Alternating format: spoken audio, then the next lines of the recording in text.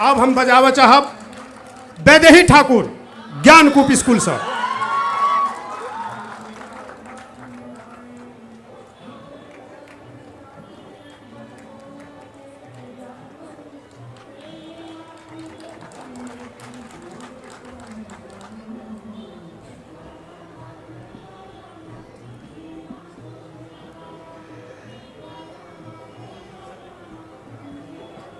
Hello नमस्कार। एठाम उपस्थित संपूर्ण लोकनि में हम वैदेही ठाकुर सादर सादर प्रणाम करै छी।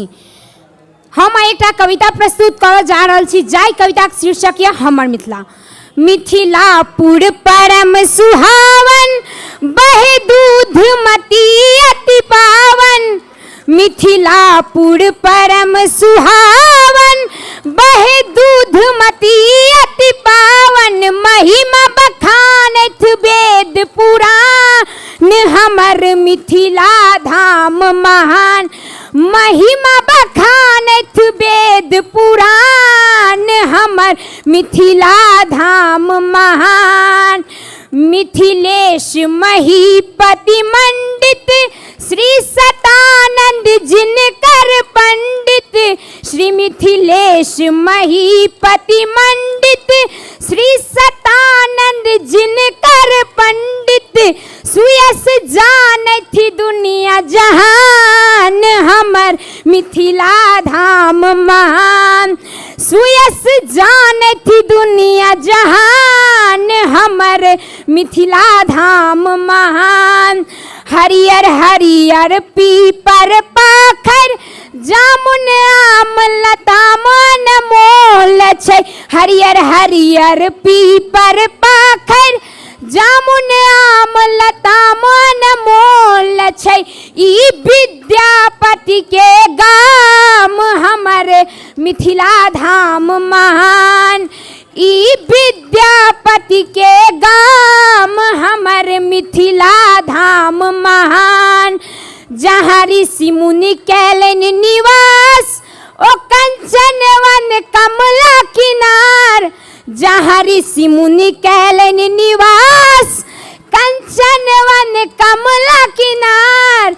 ज्ञानी के छै भंडार हमर मिथिला धाम महान। ज्ञानी के छै भंडार हमर मिथिला धाम महान। याज्ञवल्क्य गौतम कणाद मुनि कौशिक कपिल व्यास सुक मुनि। याज्ञवल्क्य गौतम कणाद मुनि कौशिक कपिल व्यास सुक मुनि। गार्गी अष्टावक्रक गाम हमर मिथिला धाम महान। गार्गी अष्टावक्रक गाम हमर मिथिला धाम महान। झिलमिल झिलमिल करे तरेगन धोती कुर्ता पाग पहचान छै। झिलमिल झिलमिल करे तरेगन धोती कुर्ता पाग पहचान छै। परम प्रिय पावन हमर गाम हमर मिथिला धाम महान। परम प्रिय पावनी हमर गाम हमर मिथिला धाम महान। जहाँ भेद भाव नहीं स्वर्ग में सब जाति छै एक समान। जहाँ भेद भाव नहीं स्वर्ग में सब जाति छै एक समान। जानकी मंदिर मस्जिद एक ही ठाम देखी आबू जनकपुर धाम। जानकी मंदिर मस्जिद एक ही ठाम देखी आबू जनकपुर धाम। जहाँ मनावे दशई छठ जितिया विवाह पंचमी होली झिझिया। जत मनावे दशई छठ जितिया विवाह पंचमी होली झिझिया।